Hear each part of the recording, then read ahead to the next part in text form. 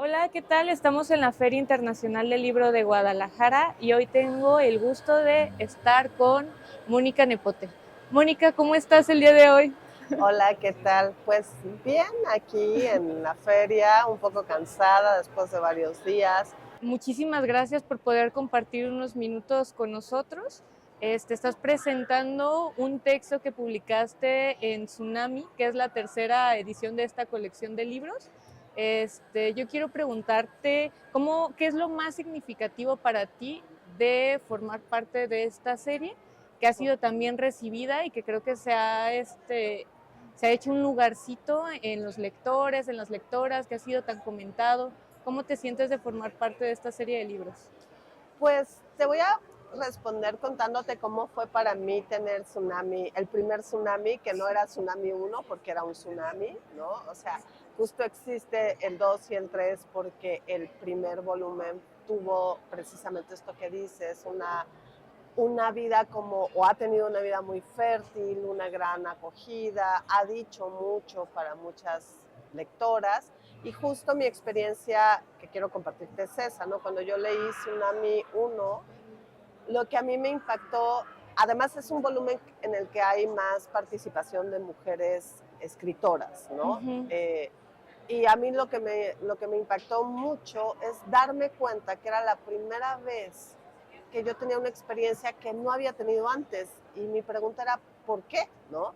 Y la experiencia fue darme cuenta que leía por primera vez muchas temáticas que yo nunca había leído. Había escuchado, habíamos conversado durante toda la vida con amigas, ¿no? De situaciones, pues, de injusticia, de inequidad, de machismo en talleres o en la vida o familiarmente o con compañeras de, pues no sé, de comunidades indígenas, pero leerlo así puesto en palabras, puesto en papel, como ya pasar por este proceso de la escritura, para mí fue un deslumbramiento, ¿no? Y un deslumbramiento como muy desconcertante, porque de veras que me di cuenta que estábamos abriendo brechas, ¿no? Que se estaban abriendo brechas para temáticas. Texto de Daniel Arrea, por ejemplo, Mm. abordando el tema de la maternidad como no se había abordado, y me pareció eso un gran acontecimiento, ¿no? Me pareció muy valioso, me pareció muy importante. Había textos con los que me identificaba más que con otros, pero todos me apelaban, todos hablaban de lo que era ser mujer, ¿no? Y yo creo que esa es la razón por la que Tsunami ha tenido como ha causado este gran boom, ¿no? Porque la pregunta es interminable y tenemos muchas historias que contar, ¿no? Y pues en ese sentido me siento pues muy contenta de participar en este libro, aunque pues es un libro lleno de historias tristes también, ¿no? Claro. Y mira, mencionas algo bien importante porque en este libro es verdad que se encuentran un montón de voces, cada quien con su historia, cada quien con su estilo. Y yo siento que parte de la riqueza de Tsunami es esta diversidad, que hay poesía, hay textos que son más literarios, hay otros que tienden más al ensayo. ¿Tú qué riqueza reconoces en esta pluralidad de visiones que se encuentran en este libro? Están también, por ejemplo, las voces de las defensoras del territorio, ¿no? O las voces cruzadas de mujeres que son artistas o que trabajan con otros formatos, no propiamente la escritura, aunque sí, Ujú. como es el caso de Ángeles y de Daniela, ¿no? Que vienen de cine, pero que se hacen preguntas muy importantes que se entrelazan con la escritura, pero también se entrelazan con las comunidades, con los territorios, ¿no? O la fuerza que tienen los textos de las compañeras trans, ¿no? De Sí, claro. Jessica y de Alex, y que son también historias importantes de conocer, de saber, y creo que algo que lo vuelve muy potente estos relatos es que todas las historias pasan por el cuerpo, pasan por la forma en como cada una afrontamos la vida, ¿no? Bueno, hay textos académicos también, bueno, no académicos, como de personas como Márgara, ¿no? Que tiene más una trayectoria académica, donde ella habla de su involucramiento con las luchas sociales, ¿no? Ujú. Entonces creo que a mí lo que me gusta mucho de este volumen, por un lado, es como este acento en la lucha del territorio, en la defensa del territorio, pero también en entender el cuerpo como un territorio, ¿no? Y Claro. además, cómo están convocadas otras voces, ¿no? Las madres, las comunidades, las abejas, las aguas, ¿no? Sí, porque es un texto que a pesar de que es muy diverso, es muy personal y creo que cada lector, cada lectora lo siente así. O sea, es muy personal, las vivencias son comunes a pesar de que la manera de contarlo sea muy diferente. Entonces, a mí me gustaría saber qué en tu texto, qué aportas a estas nuevas visiones, a estas maneras de contar. Pues mira, sería muy complicado para mí tratar de responder qué aporta, Ujú. pero puedo responder desde dónde parte, ¿no? Quizá es una postura como más honesta, digamos. Para mí, bueno, cuando nos invitó Gabriela Jauregui, que es una amiga muy querida, a quien conozco de hace muchos años, la pregunta era muy simple y muy compleja a la vez, ¿no? ¿Qué es ser mujer en México? Y para responder esa pregunta, como que inmediatamente sentí que no la podía responder yo nada más desde mi propia experiencia, porque esa se vinculaba con esa pregunta para una generación atrás, como era mi madre, que mi madre, bueno, yo nací cuando ella tenía 47 años, digamos ya no era una chiquita, ya tenía muchos hijos antes, ¿no? Que había tenido antes y seguiditos, y fue una manera de maternar distinto, ¿no? Y para mí también fue una manera de ser hija, pues de una forma peculiar, digamos, porque pues, tenía muchos hermanos, pero no tenía como esa, ese entrelazamiento que haces cuando te llevas muy pocos años con tus hermanos, ¿no? Y también hacer esa pregunta con mi otra forma de vincularme muy profundamente con esa pregunta que es mi hija, ¿no? Esa pregunta nos atravesaba a las tres, pero también atravesaba la experiencia de mi madre y la experiencia de una hermana que tengo con discapacidad, y una discapacidad severa. Y una situación que estamos como atravesando ahora como familia sin la presencia de mi madre, porque mi madre murió hace casi 3 años, y es cómo llevamos no solamente los cuidados de esta hermana, sino cómo el Estado no responde ante la vida de una persona con una discapacidad severa que necesita continuamente, no solo continuamente cuidado, sino 24/7, ¿no? Que necesita acompañamiento, que necesita atención, y cómo mi madre vivió todo eso ella sola, ¿no? Entonces, es un texto en el que creo que lo que quise es como hacer notar que siempre estamos entrelazadas con otras, porque así es y porque nuestras experiencias no son únicas, ¿no?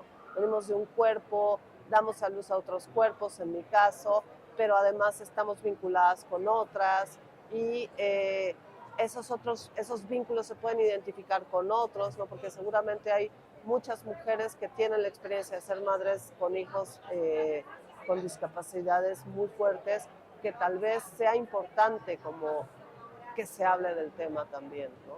Yo sé que eres coordinadora de un proyecto que se llama E-Literatura. Pues fui ya desde el 2021, ya no lo soy, pero lo hice durante 8 años. Esa página me parece que sigue activa y todavía se pueden descargar algunos formatos. ¿Tú cuál crees que es la importancia de que este tipo de textos circulen? Porque como bien mencionas, hay muchas perspectivas a las que no se les da como un espacio Ajá, concreto o una ajá. difusión muy grande. Entonces, se merecen también todas estas narrativas alternativas un espacio.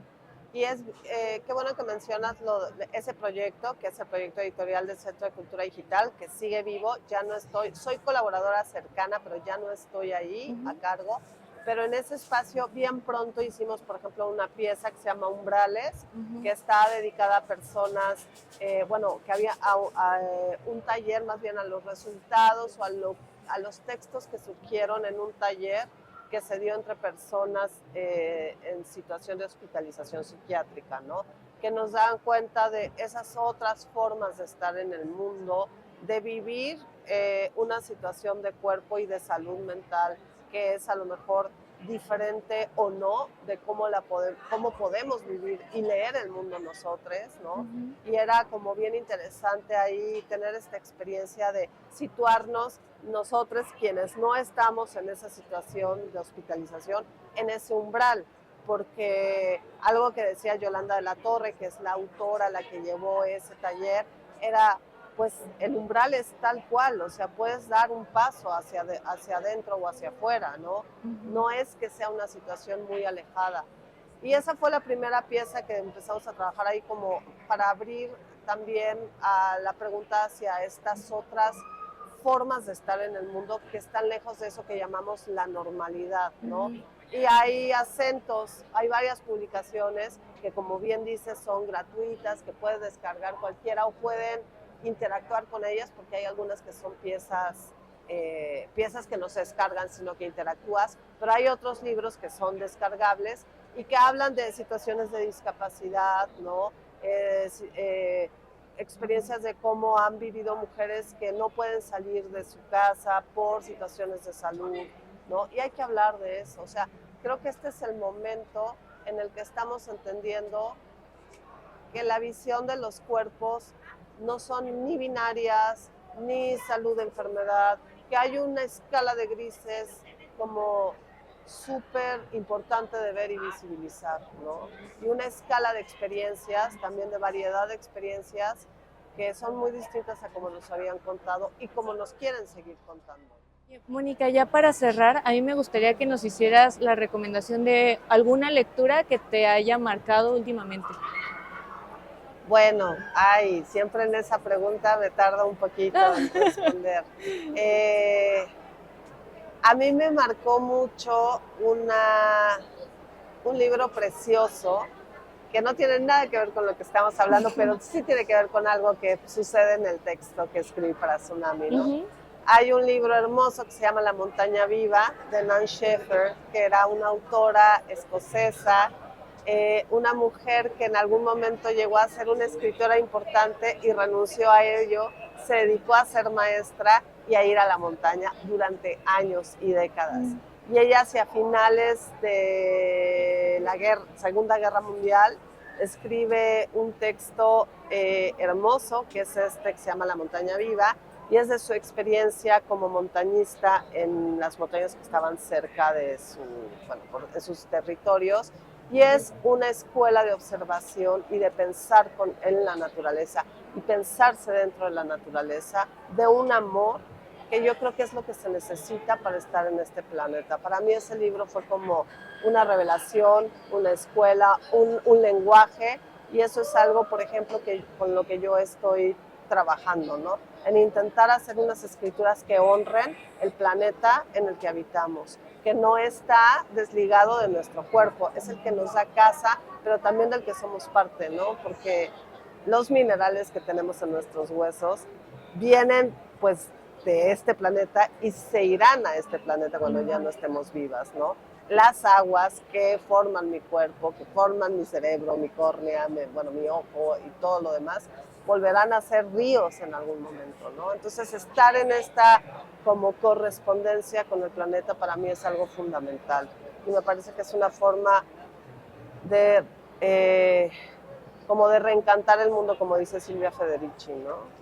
Mónica, muchísimas gracias por habernos acompañado y espero que te la sigas pasando muy bien en el marco de esta Feria Internacional del Libro. Te deseo un bonito día. Muchísimas gracias también por este espacio. LSF, Letras que nos transforman.